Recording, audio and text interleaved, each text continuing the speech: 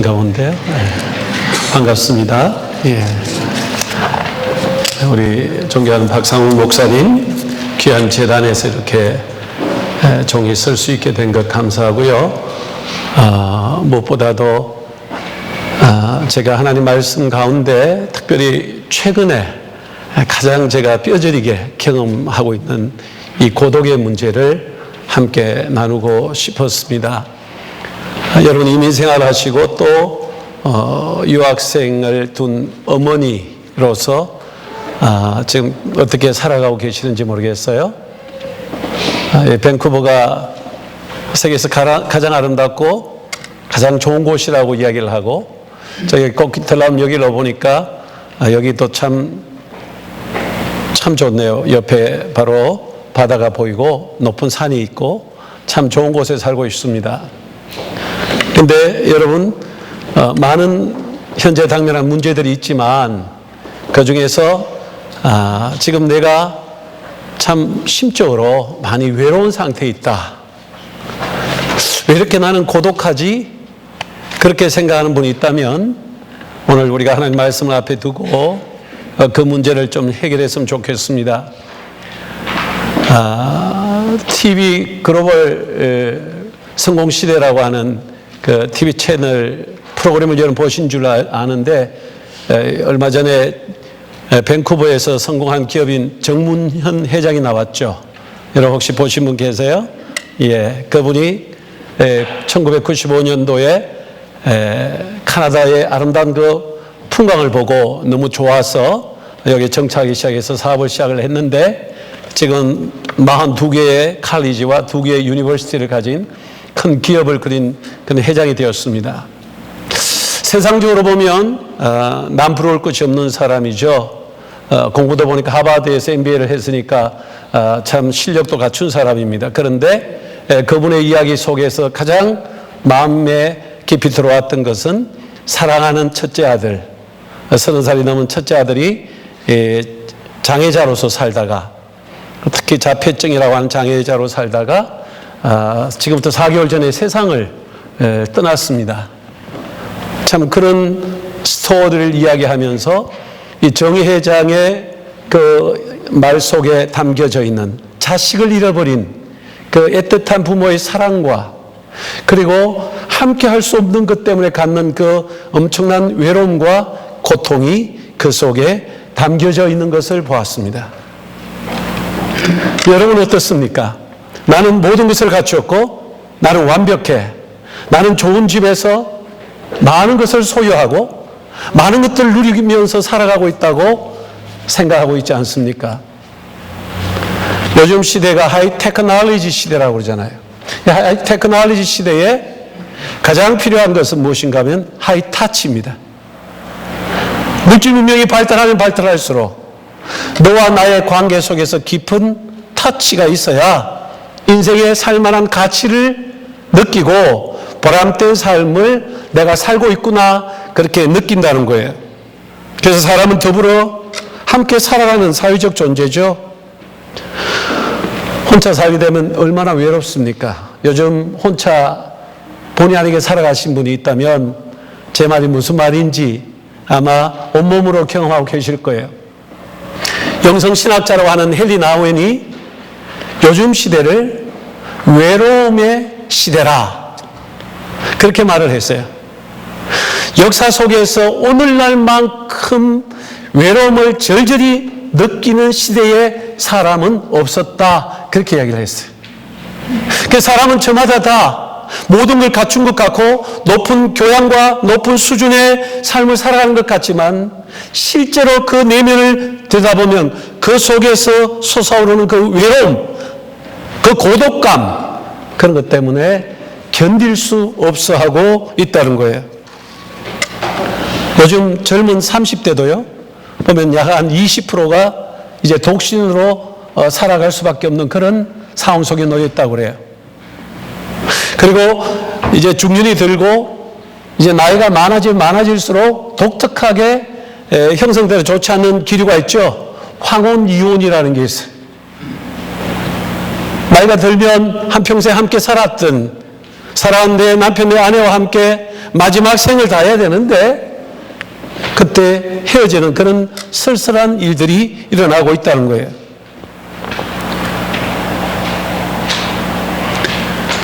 한 집에 살면서도 사랑하는 내 아들과 함께 대화를 하지 못하는 단절된 것에서 오는 소외감이 있단 말이죠.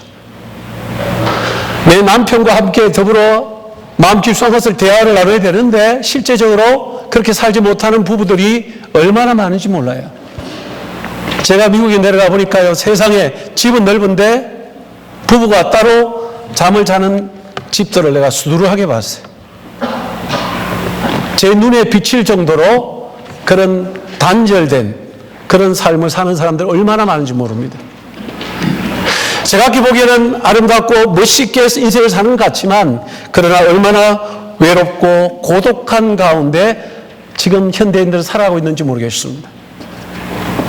그래서 이 외로움은 우리의 삶에 결정적으로 내 몸의 면역 체계를 무너뜨려요. 그래서 이것이 강력한 스트레스가 돼가지고 내 면역 체계를 떨어뜨리면 내 몸에 이상이 오기 시작하죠. 내 몸에 언밸런스가 일어나기 시작하면 온갖 종류의 좋지 못한 바이러스가 몸에 들어오면 그게 이겨나가지 못합니다. 사르스라고 하는 질병 아시죠? 그리고 요즘 젊은이들 많이 폐결핵 걸리죠? 결핵 걸리지 않습니까? 그 이유가 뭡니까? 면역이 떨어지는데 그런 것들이 다 이런 것에서부터 온다고 해도 과언이 아닙니다. 외로움이 깊어지면 우울증이 생기죠. 우울증이 심해지면 사람들이 자살하죠.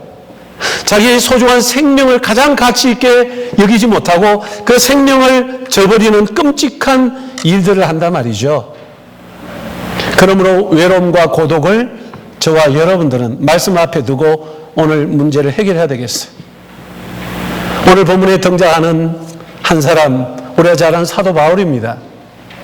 이 사도 바울은 지금 연세가 70이 넘었습니다.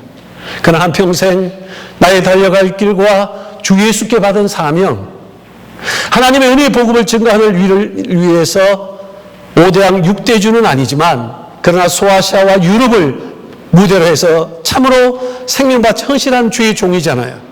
그런데 지금 두 번째 로마 감옥에 갇혔습니다. 어떻게 보면 이제 봄이 오게 되면, 내년 봄이 오게 되면 순교하게 될 그런 위기 상황 속에 놓였어요. 디모데후서 4장 6절에 보니까 내가 관제와 같이 부음이 되고 나의 떠날 기약이 가까웠느니라. 여기에 관제와 같이 부음이 됐단 말은 제사장이 제사를 드릴 때 제물을 올려놓고 마지막에 포도주를 붓는단 말이죠.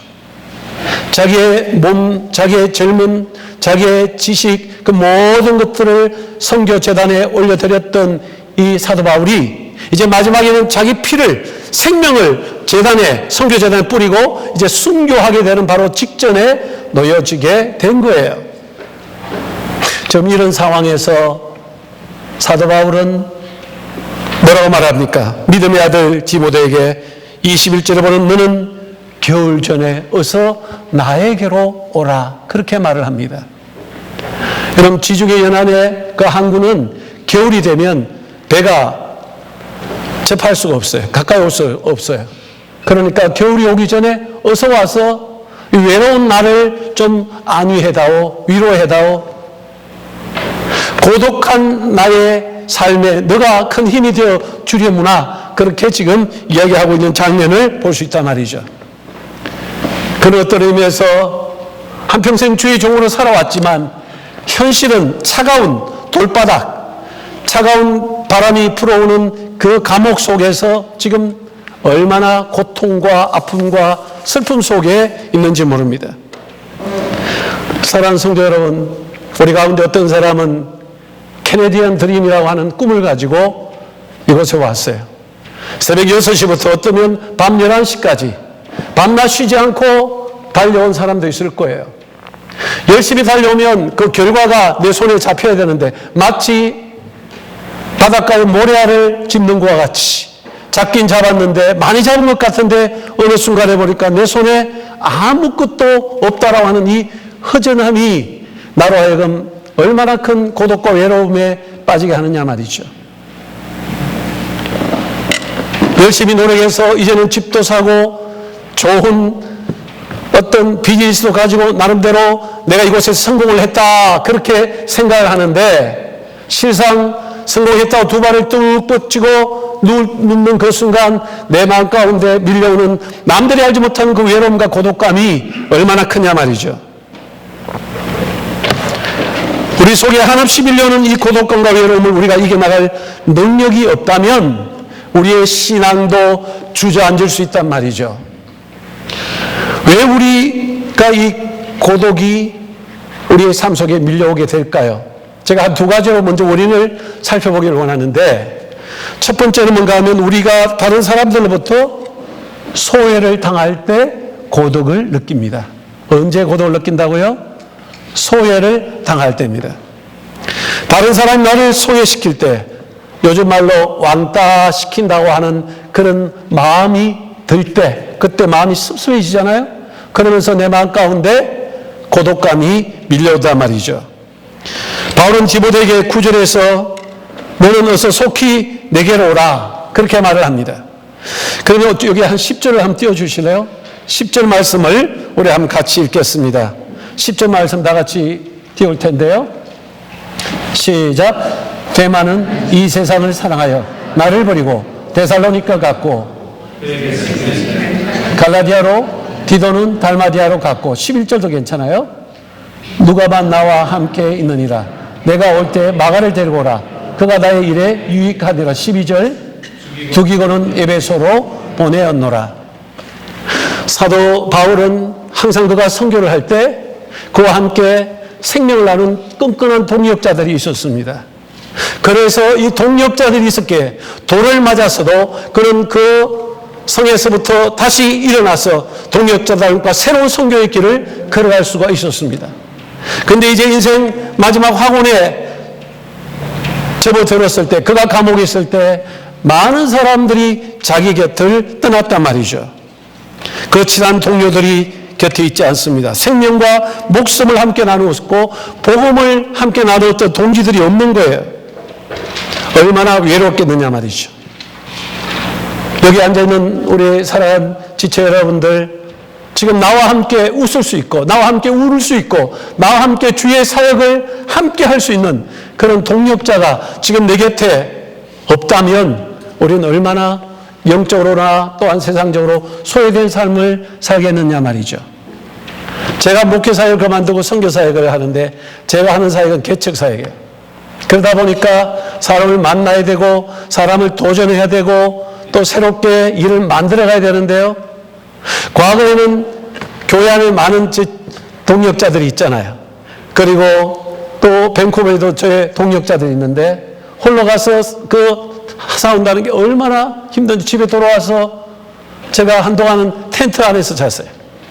거기서 잠을 자면서 텐트를 바라보니까요, 우리 아내부터 생각이 나고 사랑하는 내 자식이 생각이 나는데 내가 지금 뭘 하고 있노? 라는 생각이 들 때 말로 표현할 수 없는 그 외로움이 밀려왔어요. 그때는 남몰래 이 나이에 말이죠, 눈물을 흘려보기도 했어요. 그래서 외로움과 고독감의 눈물을 제가 흘렸기 때문에 오늘 이 말씀을 준비한 거예요. 여러분들 전하고 싶었던 거예요. 여러분, 저와 같이 눈물을 흘린 사람이 있습니까? 지금 상당한 외로움에 있는 거예요. 그리고 우리가 다른 사람들로부터 무슨 일을 할 때 반대에 부딪히면 그때 외로움과 고독감을 느끼게 됩니다. 오늘 보면 14절에 보니까 사도 바울이 뭐라고 기록을 하고 있죠? 14절을 우리 함께 읽도록 하겠습니다. 구리 세공업자 알렉산더가 내게 해를 많이 입혔으며 주께서 그 행한 대로 그에게 갚으시리니. 여기 구리 장색이라고 하는 옛날 성경에는 나옵니다만 알렉산더가 내게 해를 많이 보였다. 이 말은 문자적으로 말하면 바울을 반대하고 바울의 사역을 제지했다, 그런 말이죠. 바울은 이제 노년이 되어서 감옥에 갇혀 있습니다. 그는 참으로 한평생 주님의 사역을 위해서 달려갔는데 바깥에서 들려오는 소리를 의하면 저 사람 이제 하나님께서 버렸어. 하나님 더 이상 저 사람을 사용하지 않아. 저 사람 자기 잘난 것으로 다니다가 저렇게 되었어. 얼마나 많은 비방과 좋지 못한 소문들이 그 주위에 많이 퍼졌을까요? 그 중에 대표적인 한 사람, 구리장색 알렉산더가 나온단 말이죠. 이 사람이 계속해서 해를 입히고 있단 말이죠. 나를 공개하고 내 하는 일을 방해하는 이런 일을 만날 때 우리는 고독감에 휩싸일 수밖에 없습니다. 어린아이들이 말이죠, 놀이터에서 같이 열심히 무슨 게임을 하지 않습니까? 그렇게 하다가 뭔가 서로 마음이 안 맞으면 어떻게 해요? 막 말다툼을 하고 막 그냥 어떨 때는 주먹다짐도 하잖아요. 그러다가 이제 집으로 돌아올 때 그 마음에 어떤 생각이 들어요? 에이, 세상에 진짜 내 친구 없네? 그러면서 그 마음 가운데 그 어린 마음에 외로움이 있죠. 야, 나는 나 혼자밖에 없구나. 그런 생각을 한단 말이죠. 이건 단지 어린아이의 이야기가 아니에요. 우리도 마찬가지예요. 함께 주의 사역을 감당하고 힘있게 감당하고 함께 꿈을 나누고 함께 비전을 나누고 함께 열심히 달려가는 것 같은데 한참 가다 보면 나 혼자 가고 있어. 많은 사람들 뒤돌아서 엉뚱한 길로 가고 있단 말이죠. 그렇게 가면 얼마나 좋겠어요. 그런데 오히려 뒤돌아서서 딴 이야기를 하고 비방을 할 때 여러분 참기 힘들 거예요. 결국 나 혼자구나. 외로운 바위 섬이구나. 저 바다에 군데군데 있는 외로운 바위섬을 보십시오. 그 외로운 바위섬, 우두커니 혼자 있잖아요. 결국 인생이 외로운 바위섬이구나. 때로는 파도가 밀려와서 함께 교제를 하고 함께 웃기도 하고 즐거워하지만 그러나 홀로 남아있는 것은 외로운 바위란 말이죠. 그런 마음을 가질 때가 있단 말이죠. 오늘 보면 16절에 보니까 사도 바울이 내가 처음 변명할 때 나와 함께한 자가 하나도 없고 다 나를 버렸으나 처음 변명할 때 나와 함께했던 자가 지금은 하나도 없다. 모두가 나를 버렸다고 말하고 있습니다. 어떤 사람 반대하기도 하고 어떤 사람 사역에서 떠난 사람도 있기도 하고 지금 홀로 이 순교자의 길을 묵묵히 걸어가고 있다는 거예요. 사랑하는 성도 여러분, 언제 가장 우리 인간이 고통스럽죠? 저와 여러분 언제 고통스럽죠? 내가 누군가에 의해서 버림을 받았다. 그렇게 생각할 때. 내가 누군가에 의해서 버림을 받았다. 내가 좋아했던 사람으로부터 버림을 받기도 하고 때로는 나와 함께 일했던 사람들과 버림을 받기도 하고 혹은 피를 나눈 형제 자매 관계 속에서도 서로 버릴 수도 있다는 거예요. 그래서 성경에서 가장 하나님께서 금하신 것이 무엇인가 하면 이혼을 금한 거예요. 이혼은 버리는 거예요. 어떤 의미에서. 상대방을 버리는 거예요. 그래서 참된 경건은 고아와 그리고 과부를 돌보는 것이라고 그랬어요. 버림받은 자를 따뜻하게 안아주고 다시 회복시키는 그 사역, 그게 참된 그리스도인의 경건이라고 그렇게 야고보 기자는 말을 한 것입니다. 뭔가 나를 버렸다고 하는 그 경험이 평생 동안 내 마음에 선뿌리가 될 때가 있잖아요. 그 선뿌리가 계속 올라와서 내 인생의 중요한 순간에 그냥 엉망으로 만들어버리는 그런 결정적인 일들이 일어난단 말이죠. 그리고 사랑하는 성도 여러분, 이런 고독감에 빠져 있을 때 우리가 이겨나가는 방법을 제가 말씀을 드릴게요. 첫 번째는 뭔가 하면 우리 한번 따라 해볼까요? 나에게 한번 크게 해보시죠. 나에게 주어진 시간을 활용하는 것입니다. 현재 나에게 주어진 이 고독한 시간, 외로운 시간을 그냥 버려두지 말고 이것을 적극적으로 활용을 해야 된단 말이죠. 바울은 지금 주어진 시간, 감옥에서 외롭고 고독한 시간에 그래 될 대로 되라 그렇게 말하고 있지 않습니다. 그는 바로 이 시간을 다시 한 번 더 재활용을 하려고 하는 아이디어를 지금 본문에서 발견할 수 있단 말이죠. 13절 말씀을 우리 한번 같이 읽겠습니다. 13절 말씀 다 같이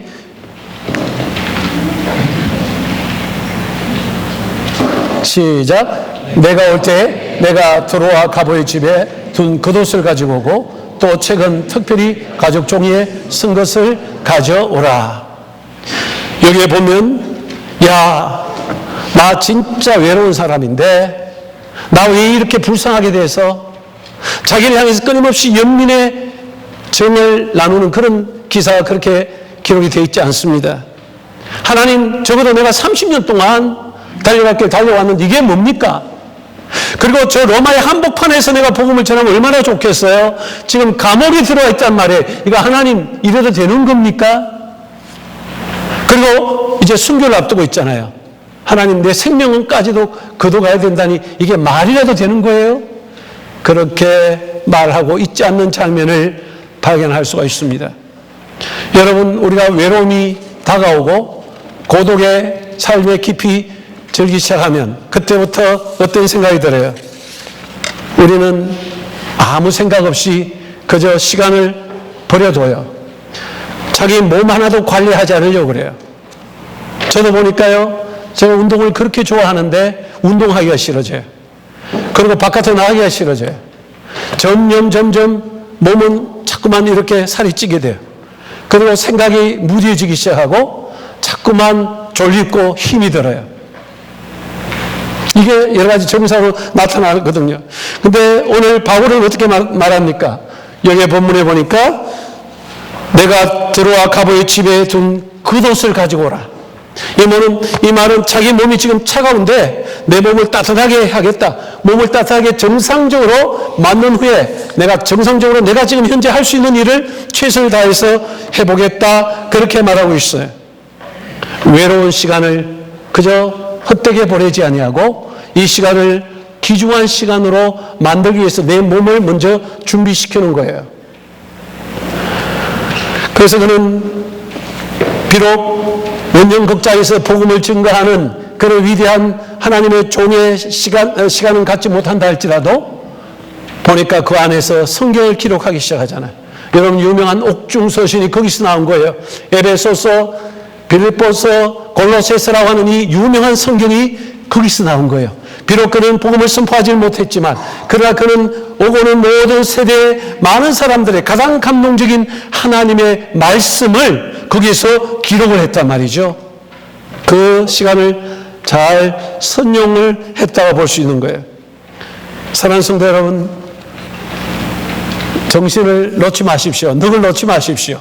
외로울 때 더욱 하나님 앞에 바짝 영적으로 긴장을 해서 하나님, 지금 나에게 주어진 시간에 내가 무엇을 해야 됩니까? 최대한 활용할 수 있기를 주님의 이름으로 간절히 축원합니다.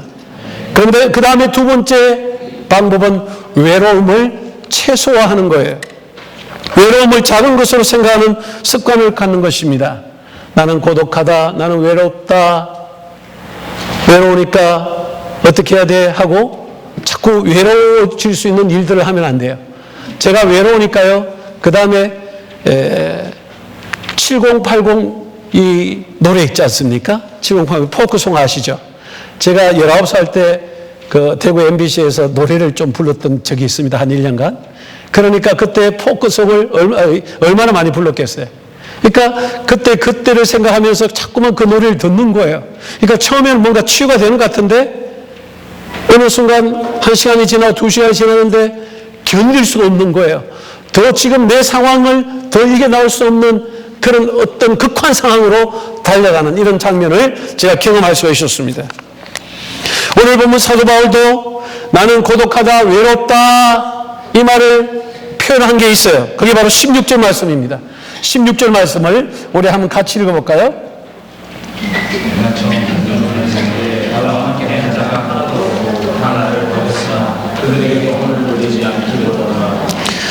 여기에 중마제 여러분, 나와 함께한 자가 하나도 없고 다 나를 버렸으나, 바울은 자기 곁을 떠난 사람, 다른 말로 하면 배신한 사람에 대해서 엄청난 정오심이 인간적으로 일어날 수밖에 없는 거죠. 사람이 외로워지고 사람이 고독감에 사로잡히면 그 다음에 마음가운데 일어나는 것이 정오심과 분노입니다. 아니, 저 친구가 저럴 수가 있어? 과거에 내가 어떻게 해줬는데 제가 저렇게 나를 대해한단 말이야? 이게 제가 뼈저리게 경험한 거예요. 과거에 많은 친구들과 함께 대화를 하고 많은 사람과 함께 맛있는 것을 먹고 함께 일을 할 때는 그런 생각할 시간이 별로 없었어요. 좀 소소하게 해도 그냥 지나갔어요. 그런데 외로울 때 그런 것들이 얼마나 크게 보이는지 몰라요. 크게 보이죠. 그래서 그것에 내 스스로 감옥을 만들어서 정오심의 감옥을 만들고 내가 그 속에 들어와서 내 자신을 학대하는 거예요. 내 자신이 셀프 토크를 하면서 내 마음을 향해서 막 쪼는 거예요. 그러다 보니까 내 마음이 스스로 상할 대로 상하게 되는 거예요. 그렇게 하지 말라는 거예요. 나를 괴롭히고 힘들게 했지만 그러나 오늘 사도 바울은 뭐라고 말씀하고 있습니까? 다 나를 버렸으나 저희에게 허물을 돌리지 않기를 원하노라. 할렐루야. 허물을 돌리지 않기를 원하노라. 그 때문에 정오심을 갖지 않겠다. 저들이 잘못했다고 손가락질을 하지 않겠다. 그렇게 말을 하면서 외로움을 최소화시키고 좋지 못한 생각을 최소화시키는 모습을 발견할 수 있습니다. 사랑하는 성도 여러분, 시간을 선용하고 나의 그 외로움에 가져온 여러 가지 요소들을 최소화하십시오. 그 다음에 세 번째 방법은 하나님 그분의 임재를 인식하는 것입니다. 하나님이 지금 나의 외로움 가운데 함께 하신다라고 하는 이 사실을 내가 강력하게 믿음으로 받아들이는 거예요. 이게 굉장히 어렵습니다. 굉장히 어려운 거예요. 제가 매일 아침마다 설교를 하고 수요일날 금요일날 설교 얼마나 많이 해요. 그러니까 그때는 영적으로 충만하니까 어떤 외로움이 와도 다 이겨나갔어요. 쉽게 이겨나갔어요. 그런데 제가 영적으로 충만하니 잘 준비되지 못했어요. 평신도의 삶이 아마 이렇지 않겠나 싶은 생각이 들더라고요. 제가 평신도의 삶으로 돌아가니까요, 이게 그렇게 쉬운 것이 아니라는 것을 제가 경험했어요. 그래서 우리 평신도들이 실제적으로 이런 외로움이 몰려올 때 이겨나갈 수 있다고 하는 것이 얼마나 어려운가. 하나님의 강력한 임재, 하나님이 나와 함께 하신다고 하는 임마누엘의 신앙을 갖는다는 것이 얼마나 어려운 것인가를 제가 뼈저리게 느꼈어요.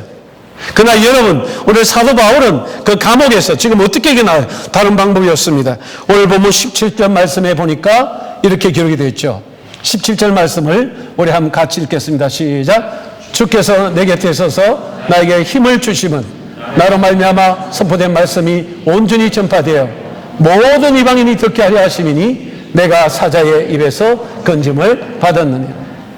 주께서 곁에 서서 그의 사랑하는 믿음의 동력자들, 인간적으로 관계를 맺은 모든 사람들은 떠났다 할지라도 주님께서는 내 곁에 서서 내게 힘을 주신다고 말씀하고 계십니다. 할렐루야.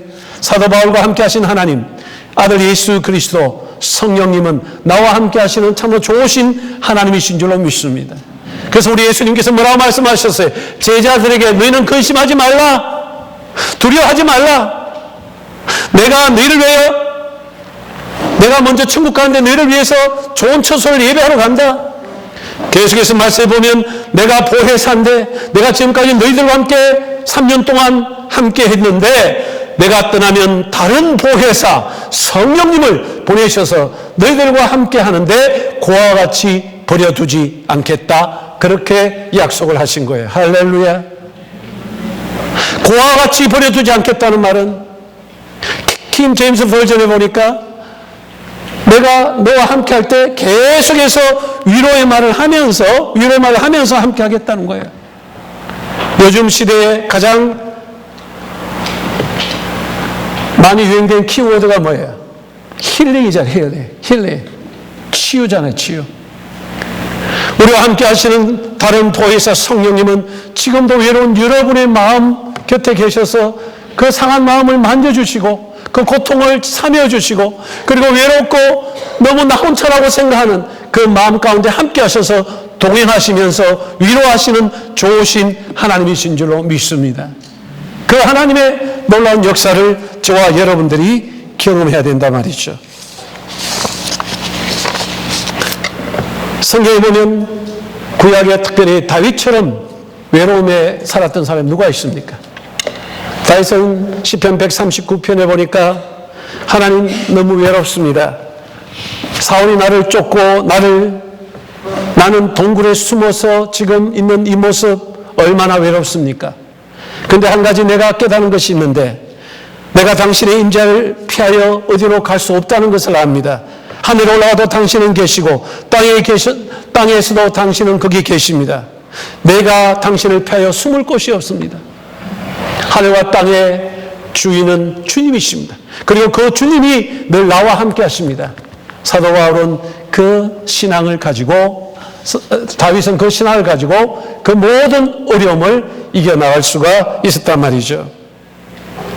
에미 그랜트라고 하는 사람은 이런 위대한 노래를 불렀습니다. 나는 외로운 날을 좋아하네. 그날은 나에게 진정으로 하나님만 바라보도록 하는 기회를 주네. 참으로 외롭습니까? 여러분 다시 한번 영의 눈을 활짝 여시고 주님을 바라보십시오. 십자가 위에 가장 외로움을 이 땅 가운데서 철저히 경험하신 하나님의 아들 예수 그리스도를 바라보십시오.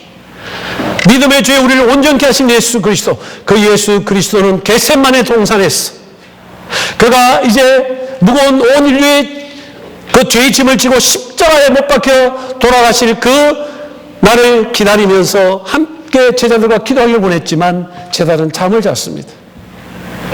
얼마나 외로운 사투의 기도를 하나님 앞에 올려드렸을까요? 그가 골고다의 길을 걸어갈 때 제자들은 그 곁을 도망갔어요. 그리고 십자가 위에서도 그는 처절하게 모든 사람은 버림을 받았는데 특별히 하나님 아버지로부터 버림을 받았어요.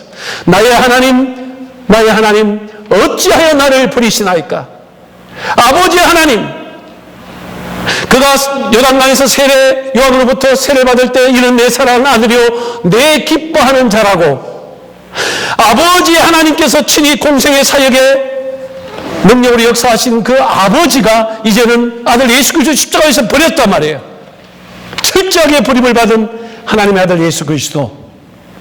그런데 그분이 부활하셔서 우리 마음 가운데 함께 하시면서 지금 여러분과 저의 외로움을, 고독감을 이겨나갈 수 있도록 곁에 서서 힘을 주고 계신단 말이죠. 할렐루야, 할렐루야.